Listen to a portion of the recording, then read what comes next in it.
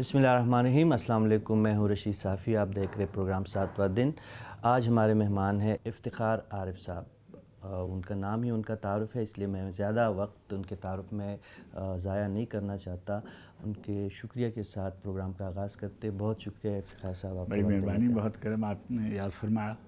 سر ہم آپ کے انتہائی مشکور ہیں، آپ نے وبا کے اس ابتلا میں اور اس زمانے میں اپنے وقت دیا، بہت شکریہ۔ آکسیجن کی پوری ٹیم بہت مشکور ہے آپ کی سر۔ اصل میں نے اپنی زندگی کا آغاز ٹی وی سے کیا تھا، تو مجھ کو پروڈیوسرز کی اور میزبانوں کی زحمتوں کا مشکلوں کا اندازہ ہے، اور مجھے اچھا لگتا ہے کوئی نوجوان آئے تو اس سے بات کریں تو تھوڑی دیر کو ساری زندگی کی زحمتیں بھول جاتی ہیں اور اچھے دن یاد آ جاتے ہیں۔ اللہ آپ کو لمبی زندگی عنایت ہے سر۔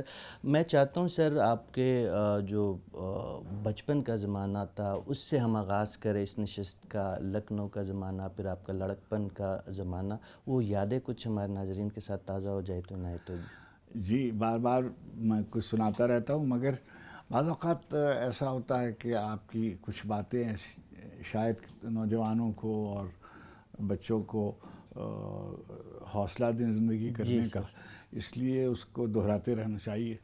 میں نے بہت صافی زندگی مشکل میں گزاری۔ میرے والدین الجھتے رہتے تھے آپس میں، تو کبھی میں اپنے ددھیال میں رہتا تھا، کبھی میں اپنے ننیال میں رہتا تھا۔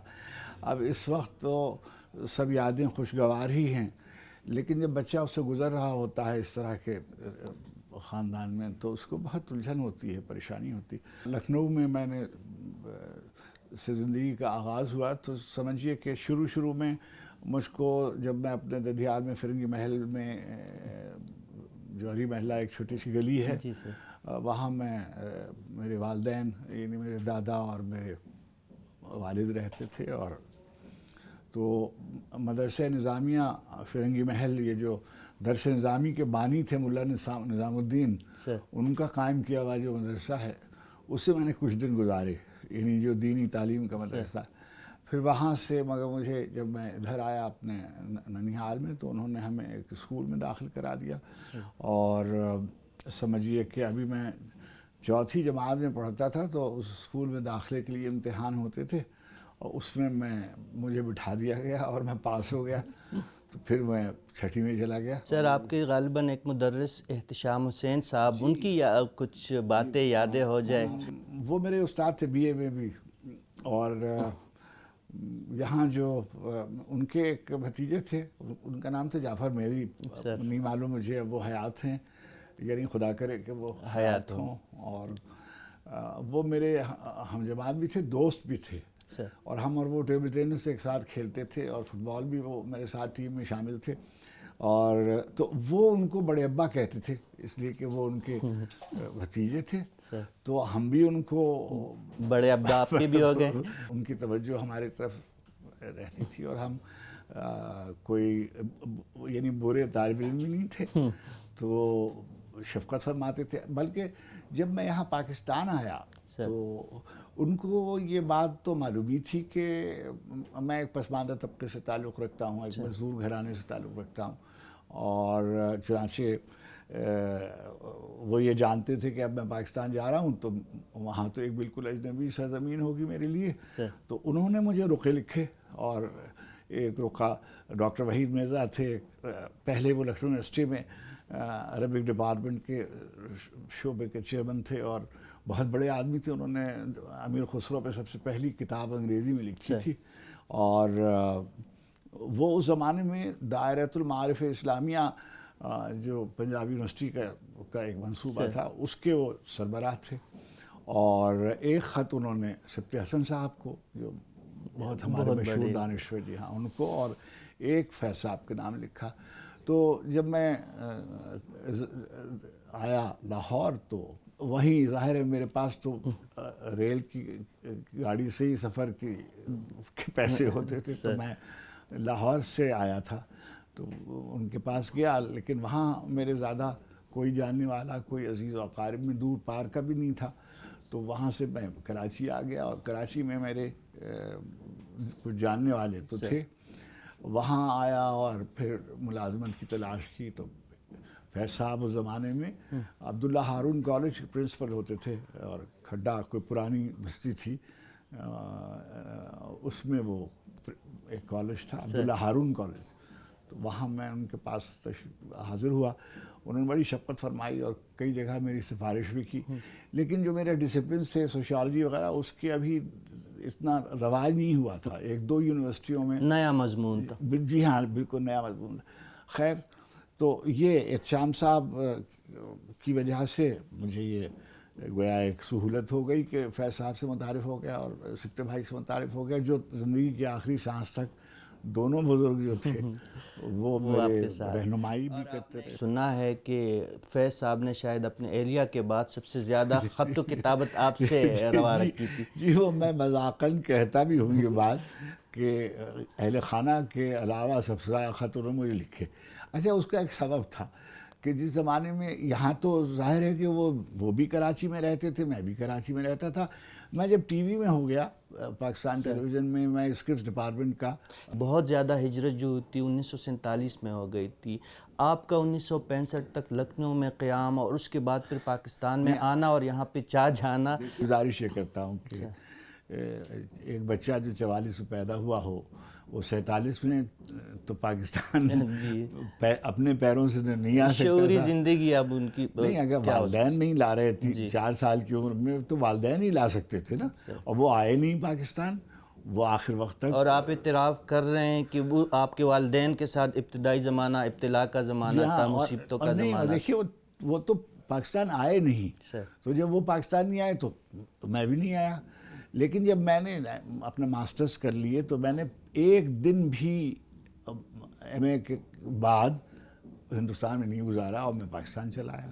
اچھا، اور میں یعنی ایسے ہی ایک فقرہ میں کہتا رہتا ہوں کہ میں نے پاکستان کا انتخاب کیا تھا شعوری طور پہ. پاکستان میری مجبوری نہیں تھا، پاکستان میرا انتخاب تھا. بہت سے لوگ پاکستان میں رہتے ہیں جو پاکستان، یعنی لکھنؤ یونیورسٹی میں اس زمانے میں ایم اے کی ڈگری حاصل کرنا اور اس کے بعد آپ شعوری طور پہ پاکستان آ گئے. ظاہر ہے تو یہاں آ کر میں نے پہلے تو چاہا کہ میں درس و تدریس کے شعبے سے وابستہ ہو جاؤں، مگر مجھے کوئی موقع نہیں ملا.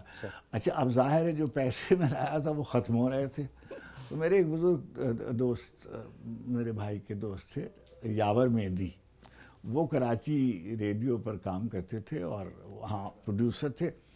اور تو انہوں نے مجھ سے کہا کہ افتخار تم اچھا، وہ بھی مجھے بیچارے اس میں یعنی رکشے میں اور دفتر کی گاڑی میں لے کے مختلف کالجوں میں جاتے تھے اور ملازمت کی کوشش کرتے تھے. اچھا، وہ سب کہتے تھے کہ بھئی نیا سیشن شروع ہوگا تو دیکھیں گے، نیا سیشن شروع ہوگا تو دیکھیں گے. اچھا، روایتی جملے ہوتے ہیں روایتی طور پہ ٹالنے کا. جی ہاں، بالکل آپ نے صحیح لفظ استعمال کیا کہ بھائی جب جی انشاءاللہ آپ دے جائیے، ضرور آپ کو موقع دیں گے. یہاں قوائف نامے. لیکن پھر انہوں نے میرا آڈیشن کرا دیا. اچھا، ریڈیو پاکستان. جی ہاں، ریڈیو پر. پہلے دن میاں وہ میری ملاقات عبیداللہ بیگ صاحب سے اور قریش پور سے اور شاہد احمد دہلوی کے صاحبزادے تھے مشہود احمد دہلوی.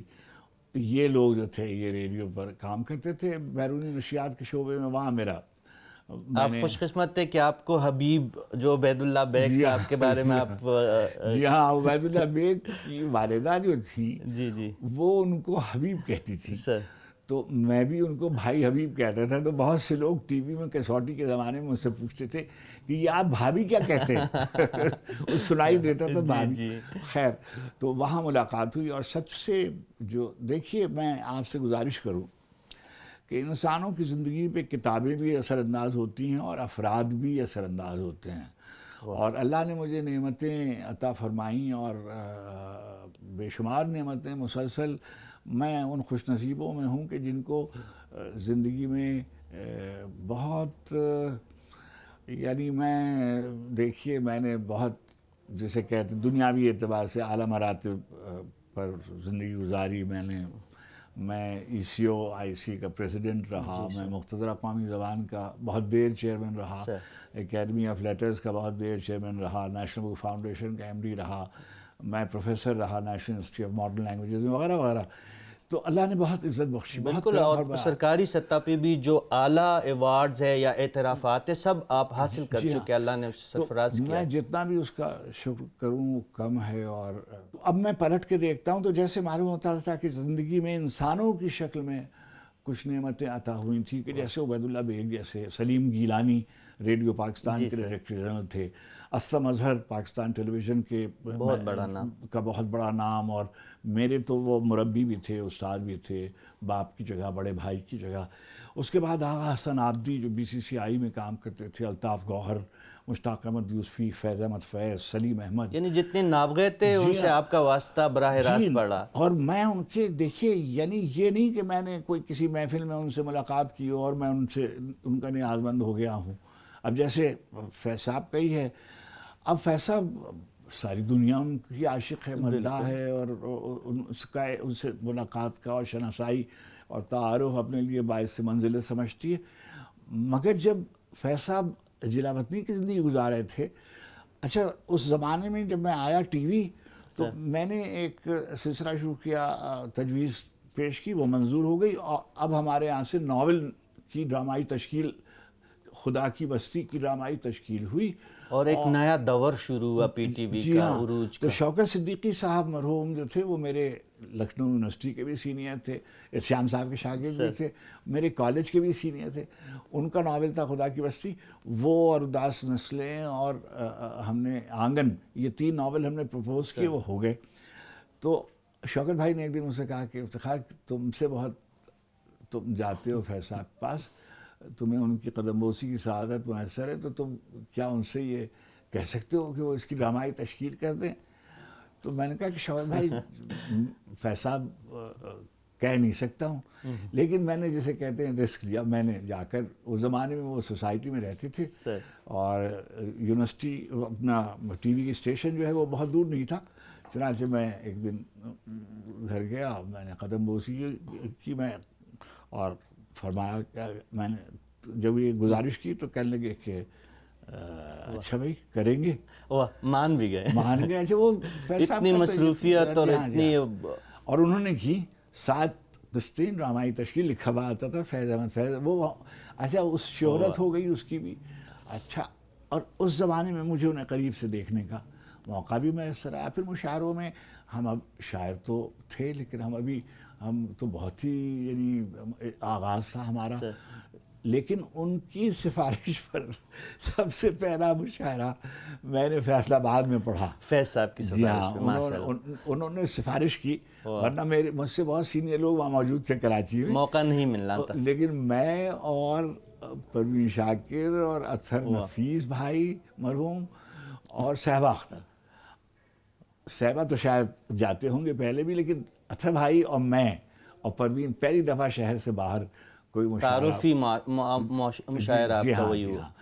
اچھا, اب ہماری ذرا شہرت سی ہونے لگی, اور اب فیض صاحب چلے گئے رشیا, روس, پہلے برطانیہ گئے, پھر وہاں سے سوویت یونین چلے گئے, اور ابھی یہ بیروت والا قصہ طے نہیں ہوا تھا. اچھا, اسی زمانے میں میں لندن گیا, اور مجھے یہ اردو مرکز, جی وہ بعد میں مجھے برطانیہ بھیج دیا گیا, امریکہ بھیج دیا گیا.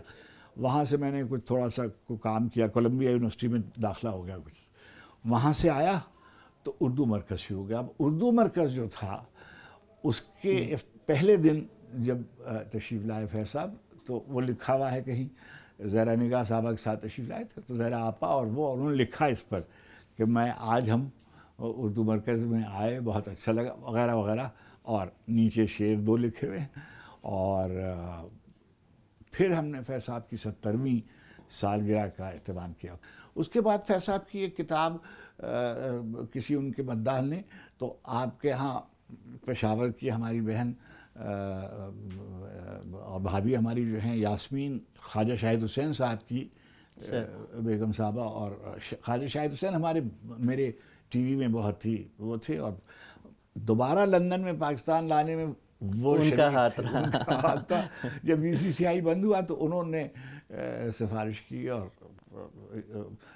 غلام مصطفیٰ شاہ صاحب ہمارے سندھ کے بہت ہی وزیر تھے ہمارے، تو اور بے نظیر بھٹو صاحبہ کی حکومت تھی، اور ہمارے دوست اعتزاز احسن، یہ سب جب BCCI ختم ہوا تو انہوں نے چاہا کہ میں واپس آ جاؤں، اور ان سب نے اپنے اپنے طور پر سلسلہ جنبانی کی اور میں یہاں آ گیا۔ اور جی ناظرین، افتخار عارف صاحب کے ساتھ ہماری گفتگو جاری ہے، لیکن پروگرام میں ایک وقفے کا وقت ہوا چاہتا ہے۔